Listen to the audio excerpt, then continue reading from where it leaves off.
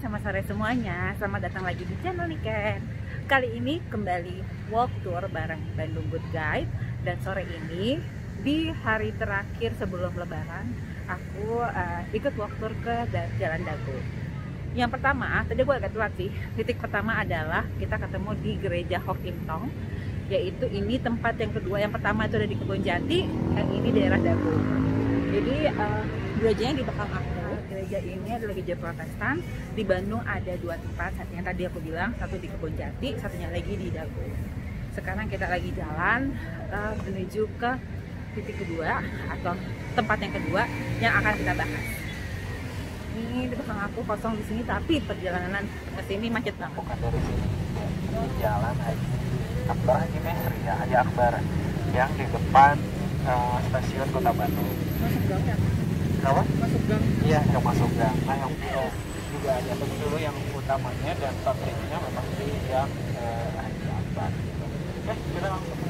Ini masih di Jalan Cikapayang, di arah Cikapayang, di mana Cikapayang itu adalah Kluwek bahasanya. Dan di daerah ini banyak tempat-tempat untuk jualan oleh-oleh. Yang tadi ada Kartikasari, terus habis itu kalau di Bandung itu ada Amanda.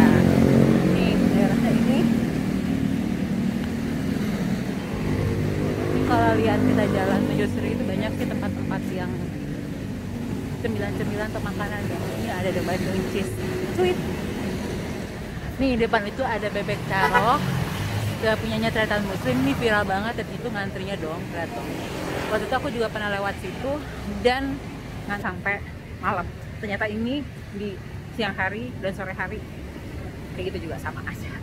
Ini tuh ceritanya awalnya merupakan sebuah villa, Kak. Villa milik keluarganya Magata.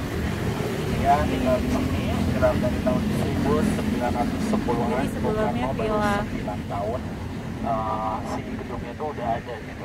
Dan kemudian dia jual untuk sekolah HBS. HBS-nya yang internasional, Kak.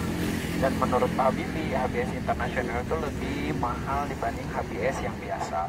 Kalau HBS yang biasa di Bandung yang mana? Yang sekarang jadi SMA 3 dan 5, Kak. Itu mah HBS-nya bukan internasional. Jadi kalau kita lulusan dari sana, kalau mau ngelanjutin di Belanda, itu harus ngambil tes lagi kayak SMPTN. Nah ini tampak atasnya si Smak Dago di atasnya gitu. Jadi masih ada bangunannya ya. Jadi sih udah dibugar, tapi ini masih ada bangunannya. Nah ini sebelah kiri adalah Smak Dago, tapi sekolahnya tuh masih ada tapi di ujung sana. Sekarang kita turun lagi. Turun saja. Oke, jadi mereka si Smak Dago ini, jadi ini udah ada dari zaman dulu. Pak Habibie adalah lulusan dari Smak Dago ini, tapi beliau transisi dari sebelum milisium, which is itu international curriculum, terus habis itu Smak Dago, which is nasional. Jadi tempat sini tadi juga Meriam Belina juga lulusan sini, dan sekarang ini tanahnya masih kata, jadi bangunannya dibuka, tapi Smak Dagonya sendiri masih beroperasi, tapi tempatnya itu kecil di pojok sana tadi kalau tadi kita lihat di atas. Sekarang kita jalan menuju ke besaran perluasan dari gedungnya yang tadinya hanya satu gedung kecil, kemudian diperluas menjadi 3 buah gedung. Dan yang teman-teman lihat ini yang aslinya ya terlihat di belakang kita. Jadi yang tersisa hanya gedung yang ini aja. yang depan. Nah, di atasnya ada tulisan tahun 1321 dan memang nama ininya Baromius. Nah, kemudian ini dari sisi samping yang lain ya. Jadi dulunya teh ada sekitar 3 bangunan kembar, tapi sekarang yang tersisa hanya satu aja. Jadi satu di sebelah. Jumlahnya ada berapa dan umat Katoliknya ada berapa. Jadi Katolik itu dari zaman dulu memang kecil karena kebanyakannya kan orang Indonesia ya.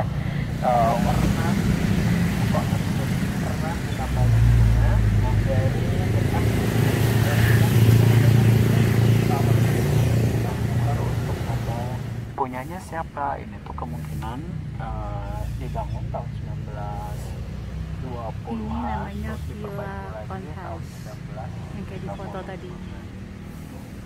Nama keluarganya itu Robi Klasen. Nanti kita lihat ya ke bagian dalam. Nah kita masuk ke Villa On House. Assalamualaikum.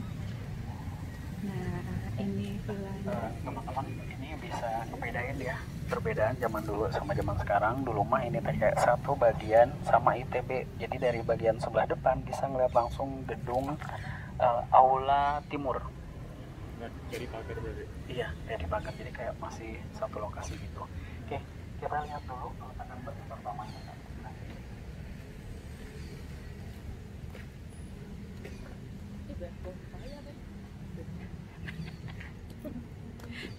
Ambil aja Pak. Nah, kalau dari buku Unbound Prototype, gambar ini tuh dari tahun 1920-an. Aku nggak tahu ya apa yang berubah, tapi di sini tuh batu pertamanya diletakkan sama Robbie Klassen, di mana waktu itu dia baru 3 tahun di Oktober 1934. Jadi kemungkinan peletakan pertamanya dilakukan tahun 1931. Ini peletakan batu pertama. Ini masih asli. Tulisannya. Pas kita tanya ke anak-anak arsitektur, kenapa? Karena dulu kan Indonesia kan tropis ya, sering turun hujan. Dan kalau ketika hujan, kalau pakai batu hitam kayak gini itu kelihatan kotornya tidak terlihat. Itu kan, iya. Oh, di sini masih ada plakat. Gimana cagar budaya nih? Mas Pusli Bank Teknologi Mineral Batubara.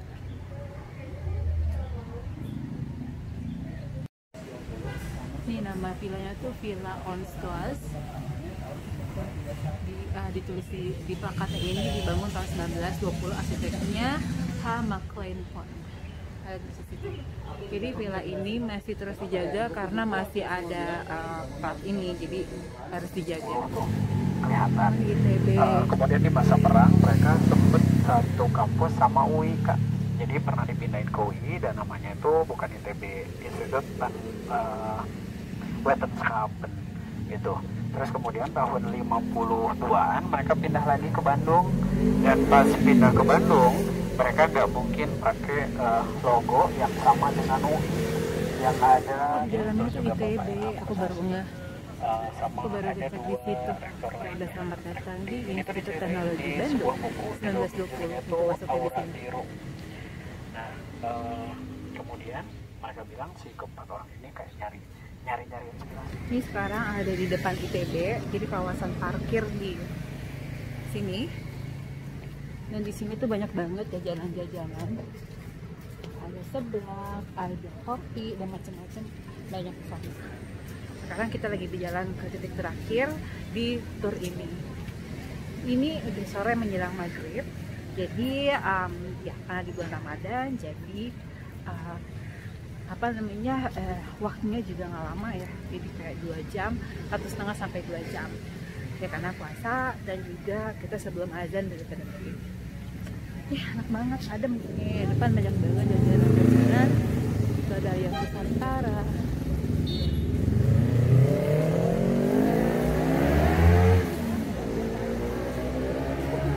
Nah, ini kita di titik terakhir untuk ini ada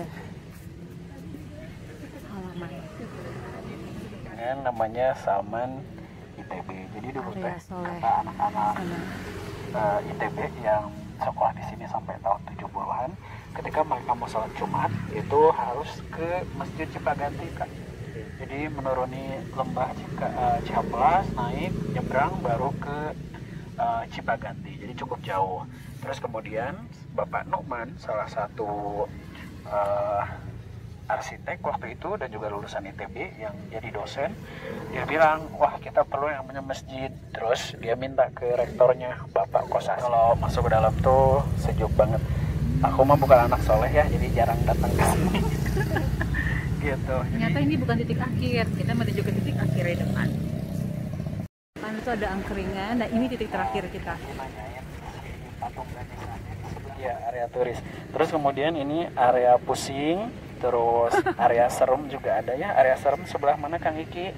Area serem daerah mesin-mesin ya, sebelah sana ada cerita mobil masuk ke kolam SBM, area mahal pokoknya. Terus ada gedung PAO yang menarik di ujung sebelah sana. Terus satu lagi ada ini nih, Plaza Widya ya, yang ada kolam Indonesia. Terus juga katanya ada partitur Indonesia Raya. Ini ada Tugu Friendzone. Ada Friendzone. Taman Cinta katanya. Kalau Taman Cinta ini jangan nembak di situ. Iya. Oh ya. Oke, sekarang udah selesai walk tour Bandung, walk tour Dago udah selesai, dan titik akhirnya adalah di ITB. Di belakang itu ini adalah Taman Ganesha, di depan adalah pintu gerbang utamanya ITB. Ini udah selesai, dan minggu depan aku akan mudik, jadi akan kembali lagi untuk sesuatu darah. Makasih udah nonton, sampai jumpa di video berikutnya. Bye bye.